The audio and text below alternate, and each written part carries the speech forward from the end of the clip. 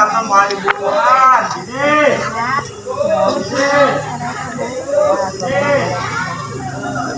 Apa yang memotivasi ibu untuk berdagang?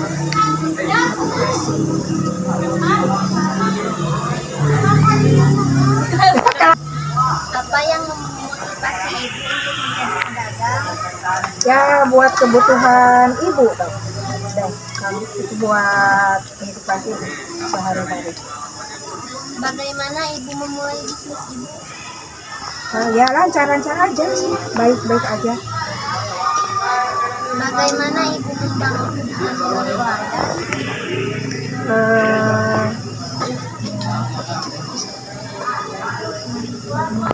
Bagaimana ibu membangun hubungan dengan keluarga?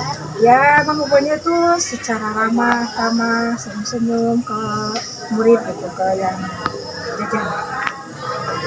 Apa yang ibu lakukan jika pelanggan tidak puas dengan produk atau layanan? Ya biasa-biasa aja gitu, memperbaiki. Bagaimana ibu menghadapi tantangan dan kesulitan dalam bisnis ibu? Biasa-biasa aja, tidak diapain. Apa yang membuat produk ibu unik? Produksi di warung, isi warung, iya, bermacam-macam goreng-gorengan, minuman, gitu aja, makanan buat anak-anak. Bagaimana ibu menanggapi pelanggan? Enggak ditanggapi sih. Apa yang ibu harapkan dari bisnis ibu di masa depan? Yang diharapkan itu terus berjalan lancar, gitunya jualannya. Yang diharapkan itu penghasilan menambah. Sudah berapa lama ibu berjualan? Kalau jualan di sekolah baru 2 tahun. Bagaimana ibu melihat perkembangan bisnis ibu dalam beberapa tahun ke depan? Ya baik-baik aja, lancar. Sudah ibu, terima kasih. Ya Maaf sama-sama. mengganggu. Ya gak apa-apa. Selamat siang Bapak, mohon maaf mengganggu waktunya. Selamat siang. Saya ingin mewawancarai Bapak. Silakan. Apa pengalaman Anda sebagai cabang sebelumnya? Pengalaman saya di tahun 2028 saya sudah bekerja di Bekasi di PT. Seterusnya saya masuk ke dunia pendidikan keamanan 2012 sampai sekarang saya menggeluti di dunia keamanan. Bagaimana Anda menangani situasi darurat? Menangani situasi darurat, satu, kita kalau bisa hadapi, kalau tidak bisa itu dihadapi masalah darurat, kita harus segera menghubungi pihak yang berwajib, contoh polisi, TNI. Apa kemampuan Anda dalam mengamati dan melaporkan kejadian? Kemampuan saya untuk di bidang itu, saya cepat tanggap untuk melaporkan kejadian tersebut kepada pihak berwenang di sekitar. Bagaimana Anda memastikan keamanan lingkungan kerja?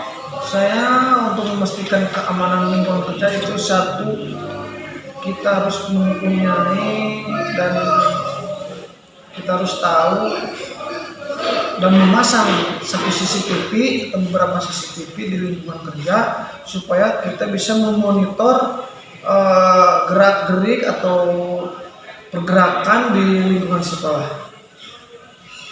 Apa yang Bapak lakukan jika Bapak melihat aktivitas mencurigakan? Yang pertama, kita harus teliti dulu. Kita ada orang yang dicurigai, kita tidak langsung menegur, tapi kita teliti dulu. Kalau misalkan dia masuk ke lingkungan sekolah, kita tanya, dengan Bapak siapa, kepentingannya apa, kita cek identitasnya. Setelah itu, kalau ada kepentingan, saya lanjutkan kepada siapa kepentingan. Bagaimana Bapak menghadapi situasi yang berpotensi berbahaya? Pertama, kita pencegahan dini itu kita, kalau misalkan kita curiga, kalau zaman sekarang kan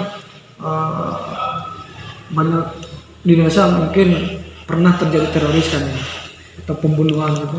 Kita bisa sebisa mungkin orang tersebut tidak masuk ke lingkungan sekolah, tapi kita cegah di gerbang sekolah supaya bapak itu bisa kita interogasi dulu terlebih dahulu. Bagaimana Bapak berkomunikasi dengan rekan kerja dan atasan? Berkomunikasi dengan rekan kerja itu satu koordinasi yang jelas dan tepat gitu. Adapun saya lagi di luar, rekan saya lagi di dalam, tapi tetap koordinasi harus berjalan supaya keamanan dan ketertiban dan kenyamanan itu terasakan di lingkungan kerja. Apa yang Bapak lakukan jika Bapak memiliki perbedaan pendapat dengan rekan kerja? Kalau pendapat berbeda itu sudah hal biasa, tapi sekiranya perbedaan itu untuk sama-sama memajukan lingkungan kerja, kita pecahkan, kita bentuk forum, kita duduk bersama, insya Allah permasalahan itu akan segera teratasi. Bagaimana Bapak bekerja sama dengan tim untuk mencapai tujuan? Kerjasama bersama tim itu yang tadi itu saya selalu berkomunikasi dan berkoordinasi, itu sangat-sangat penting. Walaupun saya sedang di luar, ada tugas di luar misalkan, komunikasi itu tetap berjalan walaupun saya dan rekan saya, misalkan saya di dalam, rekan saya di luar, tetap komunikasi itu harus ada supaya berjalan dengan aman. Bagaimana Bapak menghadapi situasi yang tidak terduga? Kita menghadapi situasi yang tidak terduga, kita harus mempersiapkan sedini mungkin kontak-kontak darurat. Kontak-kontak darurat seperti TNI Polri, pemadam kebakaran, kan itu sudah di luar dugaan kan, itu sudah dugaan. Kita harus mencegah sebaik mungkin lah, sedini mungkin kita harus punya kontak darurat tersebut supaya permasalahan yang tidak terduga itu cepat selesaikan. Mungkin segitu saja Ya. Bapak, terima kasih. Mohon maaf mengganggu waktu. Ya nih.